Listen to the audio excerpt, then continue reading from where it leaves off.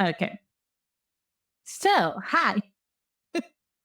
So, welcome to the Siren Signal. You are my very first guest. I wanted to start with a bang with My this gosh. podcast. I was like, I feel so I'm honored. gonna wait. I want her to start this podcast off. I want to start with a bang. I love that. I feel so special. So this podcast is for the woman whose work is too good to just look generic. She wants to stand out online, and so we're gonna talk identity, authority, visual psychology, and just being instantly understood and not just invisible. Can you feel it? Remember the woman you were before the world taught you to disappear. Before you traded desire for approval, before you forgot your own signal. Siren signal. Because it has become a lot harder to stand out, and you're one of the people that has nailed it. No matter what you do stand out. Thank you. People see you. Some love you, some hate you, but they see you, and then a lot of them buy. You have the most amazing cult buyers. It's Cassie. I need it. Oh my gosh, you're so funny. And it's true. I mean, it's like you have your thumb on what Yeah. people want right now. Yeah. You get these downloads before people are even aware of that's what I want. That's true.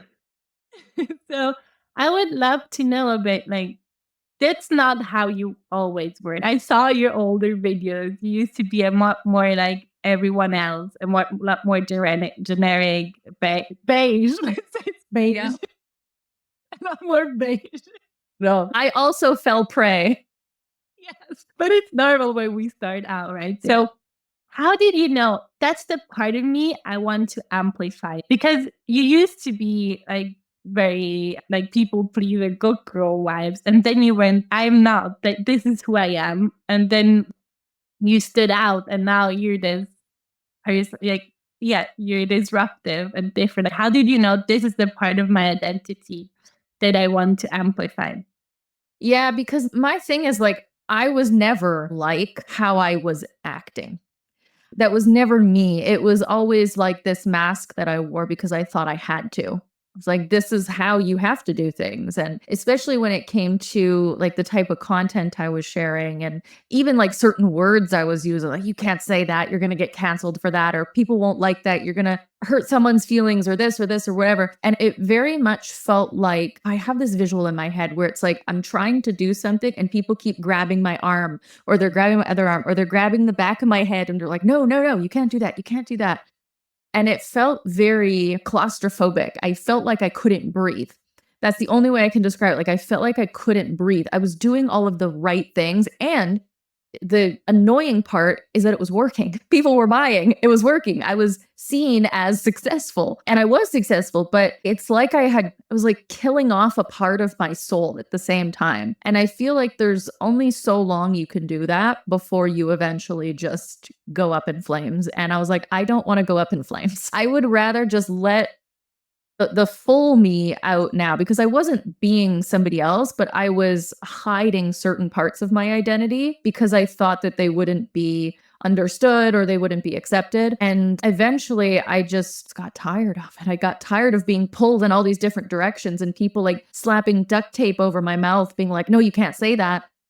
That I guess my rebellious nature came out, and I was like, the more you tell me I can't do something, the more I'm going to do it. And then I did.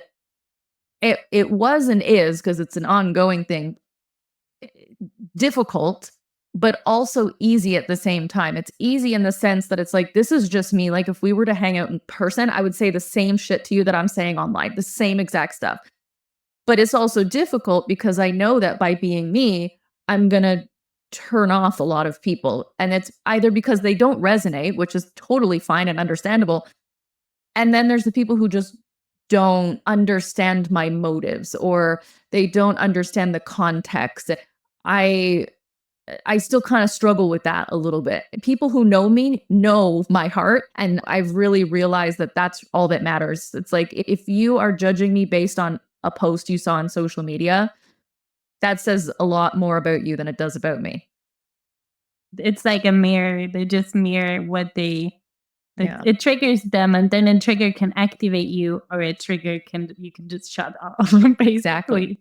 Exactly. I don't I mind love being the trigger, like that's it's a huge, okay. that's such a strength being able. I mean, I'm a 5-1 manager, so I'm a projection field all the time. So I Yeah. know how hard it is to Yeah. hold that and to be with that. It's Yeah. okay. You can put me on the pedestal and then show me down, or you can just Yeah, reject it. exactly. So I love that because everyone says you should be authentic, Yeah. but then they don't really say what authenticity is, because at the end, you're just 30, 40, 50 years of impressions thrown onto you your whole life. And then it's like, Yeah. no, be authentic. Yeah. What Yeah. the- I even started to really not like the word authentic or authenticity. I feel like people just throw it around and they don't even know what it means. So how would you say, what do people online get wrong about authenticity? What they get wrong about authenticity. I think a lot of people confuse authenticity, right? I'm also With- struggling with what? the word. What am I saying? I Yes. think they confuse that with vulnerability. And so you'll see a lot of people who are like trauma dumping and they're just like sharing all of their like deepest, darkest secrets. And there's a time and a place for that. I don't even think that that's wrong, but that's not being authentic. Being authentic is being online who you would be offline. Like if somebody were to come and see you in person, they would not be like, oh, you're so different than what you are online. Like that's real authenticity. So that you bring, but still there is also some kind of a bit of an amplification, right? You want to have, like, there's still a brand. How did you make your authentic you your brand? I didn't do it on purpose. That's the thing. It's like it kind of just happened. When I'm speaking, I'm always talking about my own experiences, my own lessons, like everything that I've gleaned over my entire lifetime. And so at the end of the day, yes, I'm teaching business, content, sales, marketing, all that, but it's all coming through my own lived experience. And so that just makes it where it's like I really am the brand. And the byproduct of that brand is programs, masterminds, memberships on these particular topics. So it's like I love this. infusing. I learned this from like one of the only things I ever learned from Gary Vee, like many years ago, where he's like, just document everything. I didn't even know what that meant at the time, but I started to do it and I started to share it. And I started out with like sharing pictures of my coffee in the morning or my matcha or my tea, whatever. And then I started to share stories. And it wasn't always related to business. And I just started to open up more and share more about me and not just here's how to make money on the internet and here's 5 content types you should be posting every day. Like instead of just that, it was also me, because I realized at the end of the day, people were buying information that they wanted to learn from me, because you can learn business from anyone. You can Google it and find all the information you need. But when you have a person you're working with them because there's something about that person that activates you or inspires you, whatever. And so you want to learn it from them. And I realized that if I'm going to be that for someone, I have to let them see who I am. I can't just be, I'm a business coach and here's all business everything. I love that. It's like you evolve, like your next step of your evolution, you evolved, and then your brand evolved with you, and then you attracted. Yes. Like, but if someone, because I had that as well, like if someone's stuck sounding like everyone else, if they're just like, even in real life, maybe they're not that different, they're not that disruptive, they're not a rebel. Yeah. How can they, what's the first thing we would tell them to focus on? Honestly, the easiest and the hardest thing to do is just be yourself. Like, let's say you teach business also, right?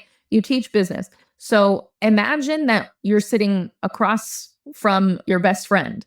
Talk about whatever the topic is on business with your best friend. Yeah. And write like that. And then take a picture of you, however you look right now, take a selfie or take a picture of your workspace and post that. But people will be like, okay, I need to get a hook. What's my hook going to be for this post? I need to go to ChatGPT and get these prompt ideas. And it's like, you've already outsourced your own genius. Like, yes, you're going to say all the right things, but people will not feel it. And if they don't feel it, there's a lack of trust there. And if people don't trust you, they're not going to buy from you. So you have to just say it like you and not like how you think you're supposed to say it. it's like you get this lens of your life and you're like, who I am. Like I had this idea I'm going to start a signature series where, because I always voice message my business bestie, and I want to start like, I'm like, you want to move people, right? And I'm always telling her, that's what you should do next. And so I was like, I'm going to start a Telegram chat, and the channel really exists. And then the signature series is really talking into Telegram as my business bestie, like, hey sis, if you're thinking about branding, that's like that you asked me that question yesterday, I would do this. And then it's just because you have to think, who are you in real life? How do you talk in real life? What makes you? I have this in my life, I very much this like big sister energy where I help everyone. We have fun together. And then I was like, I can't just be only luxurious, elegant authority. You know, like then they see me, it's like, you know, like, there has to be some sort of who are you in your real life. So that's an identity work. How come? So I've listened to a lot of your podcasts to prepare for this. I love listening to all of them. They're so different, all of them as well. It's so interesting. And you recently said in a post that you had presented someone your music lyrics before you produced it. And they said, this is so dark. And you were like, duh. Like, how come, like, where does this darkness come from? Like, what's that part of you? I know, it's so funny because people are when people see stuff or hear stuff like that, they're just like, I would never have thought you would be like that. I'm like, first of all, everyone has darkness inside. Everyone. Some of us just have a little bit more, and some of us enjoy it. A lot of my lyrics and stuff are around experience. All of them are around experiences I've had. And some of those experiences were really traumatic. Some of them were really difficult. Some of them were really just bad. And instead of burying them, which is what a lot of people do, I decided to release them through writing, which has been really cathartic for me. And so the darkness is there only because we haven't allowed it to be processed through writing or speaking or however you personally want to do it. But the other thing too is like the darkness stuff for me is I like a lot of dark things. Like I love serial killers. I don't know what that says about me, but I love serial killers. Are you one of these women that falls asleep listening to like dark? No, that would mess me up. No, I'm not that dark. No, maybe one day, but to this point, no. But like that kind of stuff, it's like, and I have a fascination with like knives and guns and like murder, violence. So this not even maybe violence. Yes, I think that's part of it is like I love to tear things down and build them back up again. I do this with businesses. I do this with like different art projects that I have. I'll paint something and then I'll put black all over it. And then like do other stuff. Like I like to do that. I feel like there's so much beauty in darkness and there's so much beauty in pain that I don't want to bury it inside of me. I love that. And that's very interesting because there are things that you talk about your past, like your sex work, stuff that people still think is taboo. And then there are things that you like this trauma part, that's not something that you talk about. Because I think for you, that's probably goes into the trauma dumping or the part that you don't like. How do you decide this is something I am open about? I like in my brand, I'm talking about this, and this is private. Well, the truth of this is I just haven't gotten to it all yet. Like I've just recently, like last year, towards the end of last year, I was like, I'm already being really open. But if I'm honest with myself, I'm not really being fully open. So I'm stretching myself bit by bit. But also, I kind of just want to save it for the music. I kind of want to have it where it's like, oh, I like that. My music will be like, because it's so emotional and I really resonate with emotional lyrics. And it's like my favorite stuff to listen to is like heartbreak and like just evil, not great stuff. But it's because I don't want that. And so there's something about listening to it. I don't know. It's fucking weird. I know. But I feel like I want to save a lot of that for the music. But then I'll drip a little bit of it into my content. Like sometimes I'll share like a really dark time, but I won't give a ton of context. Like it'll just be like kind of surface level, but it's like it also shows people that you're human. Like if you're talking about how perfect and amazing your life is all the time, eventually people are going to be like, I can't get anything from this person because they're too perfect. And it makes you feel like shit about yourself when the person that you look up to just appears to be perfect and have everything all together all the time. And there's some sense of relief, I think, when you can see like, oh, they struggle too, or they go through stuff like I do as well. Like it feels a little, relieving. Like, oh, okay, they can have this kind of success and go through shit like that. So if I'm going through that, I can still have a successful business or life, career, whatever. So what's the kind of, do you have in mind, like, that's the emotion I'm going to put into this content? Like, this is going to be more rebellious, or this is a celebration, or do you just write what you feel at the time? I would say it's both, but it's mostly I do have some type of a strategy. I mean, I'm a strategist. So usually there is an angle I'm going for, but then there are times where it's like, okay, this doesn't really go with what I was going to post, but like I just feel it so strongly in the moment that I just trust my gut and I go with it. How do you calculate that? I know that sounds bad, but it's very intentional. Do you feel like this is the type of content I want people like to feel like rage about, or like, like it moves them because it's disruptive? Is that the kind of thing they would be?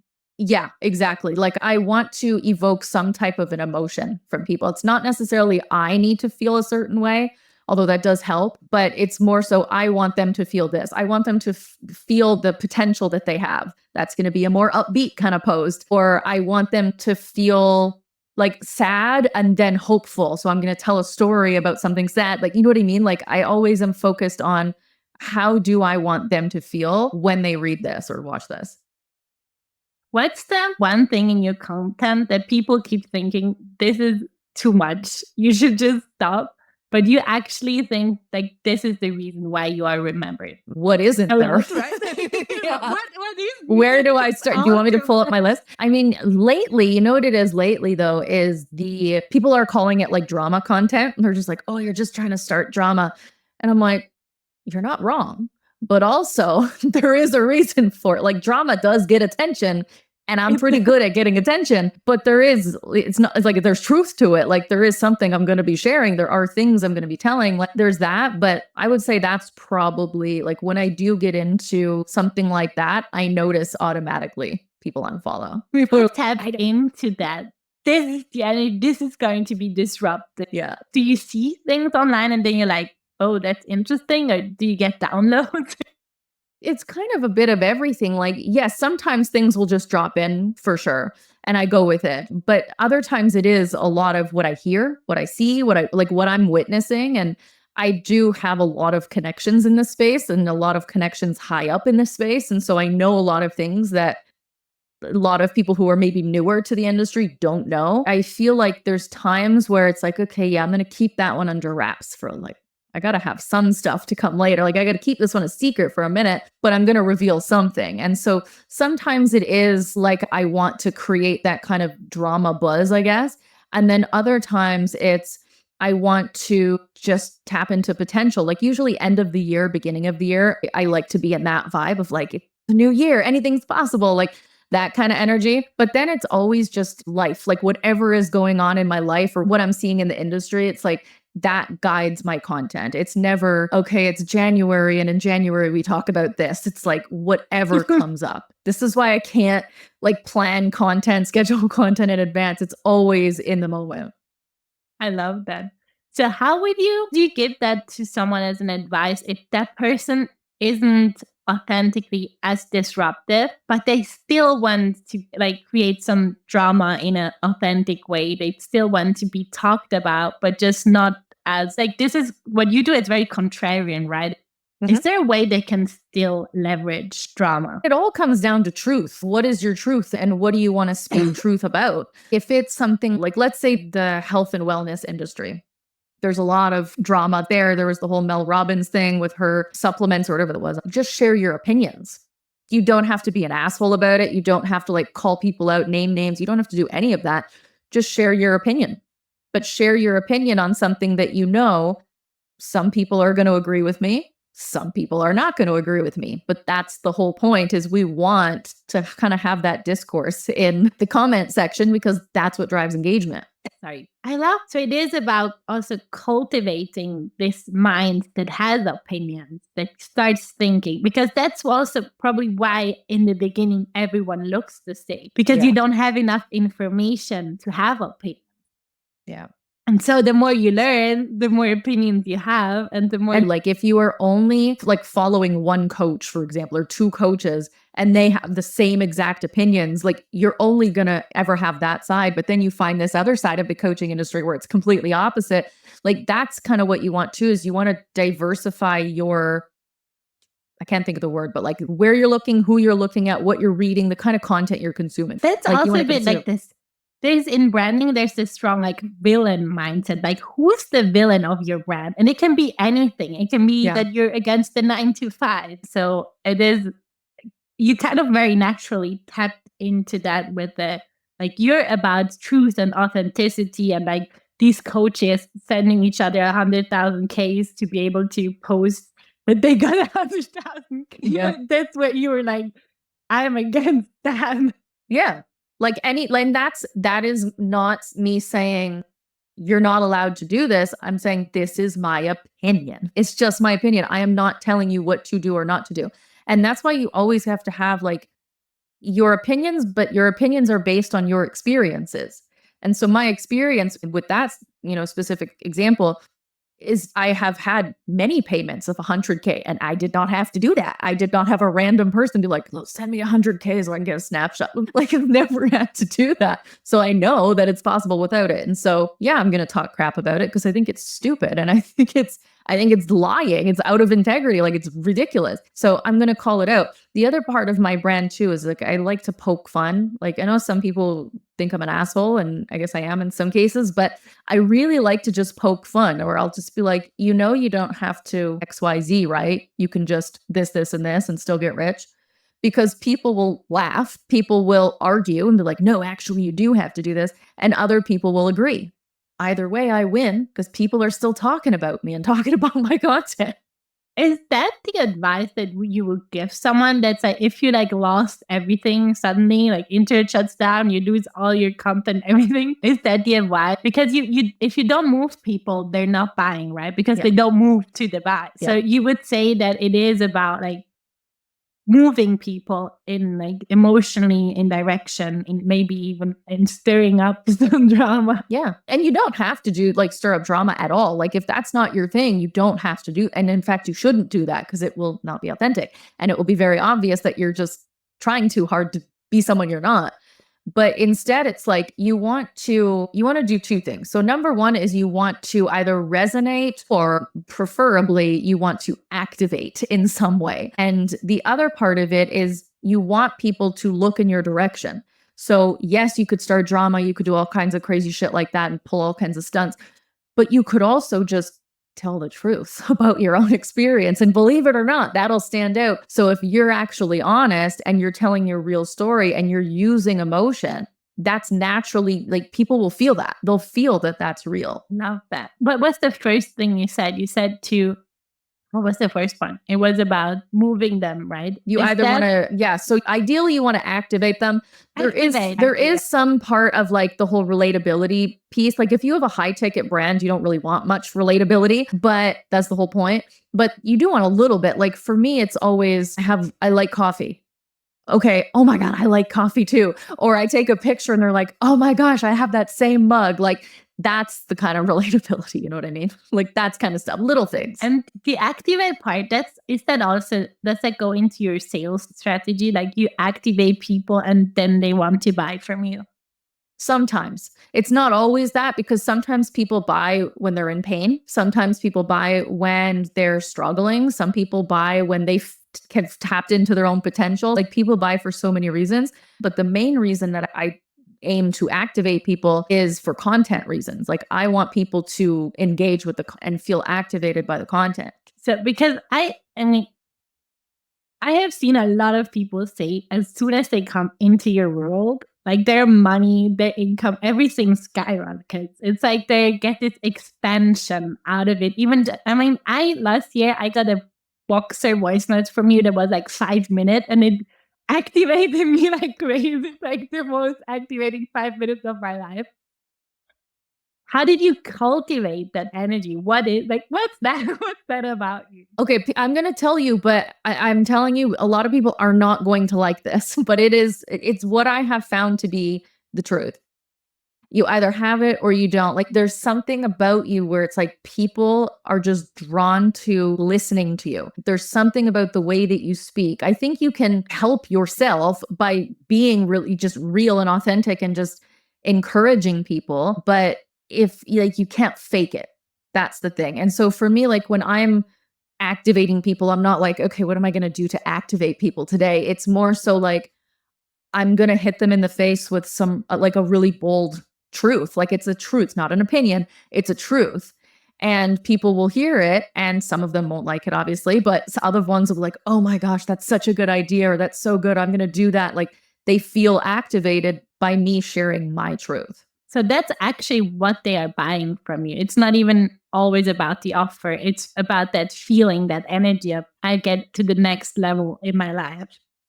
Yeah. And up-leveling. That's every coach I've ever worked with, every mentor has always been that. It's never like, what can they teach me? Because then I'm just going to join a program. If I want to learn something, I'll join a program.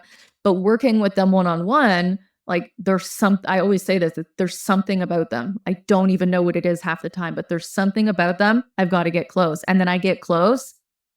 And I mean, I can get a 5-minute voice note from my mentor and be like, and I'm good.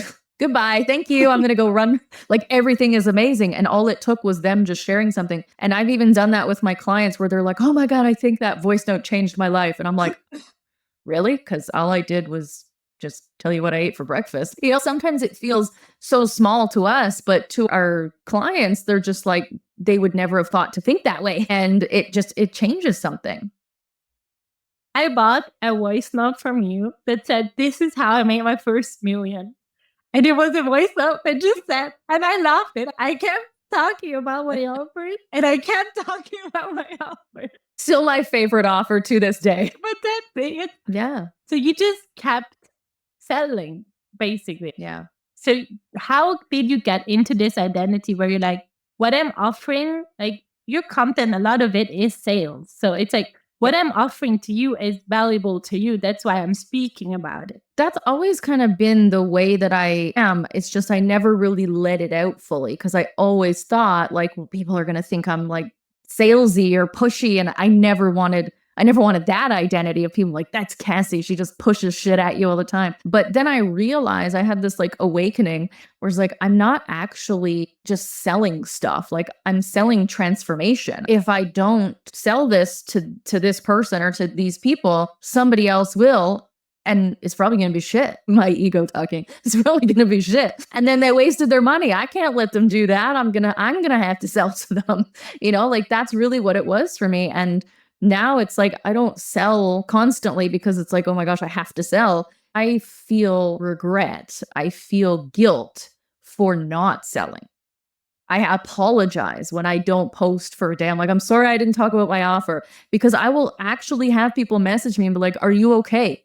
What happened? You didn't post today. Or like, what are you selling today? I need something. Like, what do you got going on? People want to buy, but they want to buy from people who they know are going to give it to them straight. And there's so many people that are just selling like fluffy BS where it's like, let me just tell you what I think you want to hear, or let me just ChatGPT this and like read off a script to you. People will feel that. And what they're going to feel is lack of feeling. Like there's nothing behind this. And so I always just wanted to sell all the time because I know that selling is helping.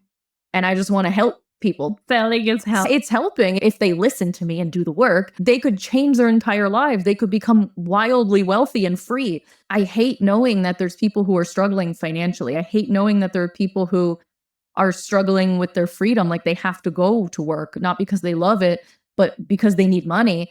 They don't have the information. They don't know how. And so it makes me feel guilty that I have all this information and there's so many people who need it. And so that's why I sell all the time.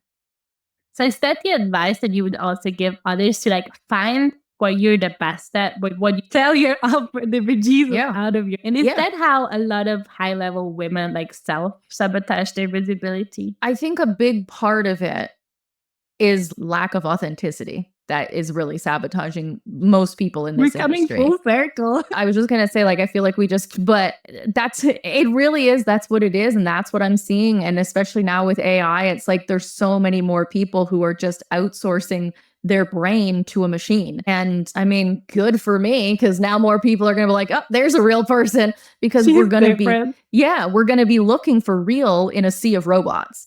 And so that's the thing to keep in mind, is like the more that you can be and let people see, the better off that you're going to be. I love that. So that's how you're like in 2026. That's like the main advice that you would give someone, right? To be like, amplify who you are, amplify what's in your brain, right? And what you think. Yeah, it seems like so small of a thing, which just goes to show how important it is that it's lacking right now. Like, we need to bring more real to the surface, which means you have to let your guard down. Like, you have to let yourself be seen. You have to get on camera more. You have to talk to people more. You have to engage with people more. You have to put yourself out there. You have to tell your stories. You have to let people hate you. You have to let people disagree with you. That this is required. You have to do this, or you are going to fade into the background. And sometimes you need someone to mirror that, like a coach or someone that does session with, because sometimes it's hard to see yourself, because you are yourself every day, like 24/7. Right, Sometimes exactly. it's hard to see, like, that's your genius. That's very different. That's your identity. Yeah. So sometimes you need that mirror. You absolutely do. I think you should always have a mentor, like have somebody who, like a long-term mentor, don't bounce around, because then they don't really know you. You have a long-term mentor. Now this person knows you. They start to notice your quirks. They start to notice your habits. They can easily and quickly tell when you're sabotaging yourself. Like, they'll be able to call that out. And you have somebody who's going to keep it real and not just sugarcoat everything and walk on eggshells around you. They're going to keep it real and say, you're doing that same shit again. You're doing that thing that messed you up last time. Let's not do that anymore. Like, you need to have somebody like that, whether it's a mentor or a peer or whatever, but have somebody who you trust to call you out on your shit when you need to, or just to identify the things about yourself that you don't even yet recognize. You need someone sometimes that's like, you've been in your comfort zone for a long time. Yeah, I think you've taken a nap. It's time to wake up. Let's go. Like, being comfortable, I understand the desire. Like, who doesn't want to be comfortable? We love that. But if you're comfortable for too long, you will start to suffer. Do you want that? Like, that's the question to ask yourself. Like, do I want to be so comfortable for so long that I eventually start to suffer? Or do I just want to sprinkle some discomfort in there? You've got to experience discomfort, because from discomfort comes growth. And that brings us full circle again. But being authentic can feel uncomfortable, because then people can criticize you. They can mirror back, like, that triggers me, because then you have, like, you're not the perfect square peg. Like, you don't fit everywhere anymore. That can be uncomfortable. I actually think that's probably the most uncomfortable thing, is to really let people see you. Like, really, truly let people see you.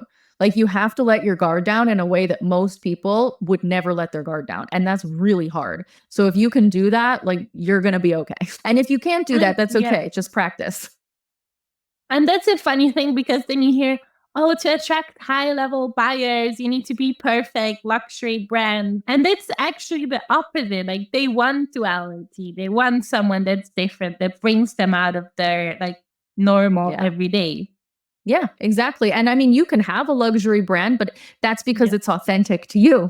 Like, you actually love luxury. You actually do act and look a certain way, and that's really who you are. Then of course that's going to be your brand, and you're going to attract other people who are like that as well. But if that's not who you really are, like, can you imagine me walking around with, like, head to toe Chanel? No. I would love that. Yeah, see? Like, some people are going to be like, oh my God, that's so me. I want that. And but then there's still authenticity in that as well. Yes. Because you 100%. still have a personality. Yeah. Yeah. And remembering, like, your personality is not going to mesh with everyone else's personality. And it doesn't have to. In fact, it's better if it doesn't, because that's what's going to make you stand out in a sea of mini me's. That was the perfect final sentence. Yes. This will help so many people. Thank you so much, Cassie. This was amazing. My pleasure. I can't wait to see you again. Signal. Beautiful day.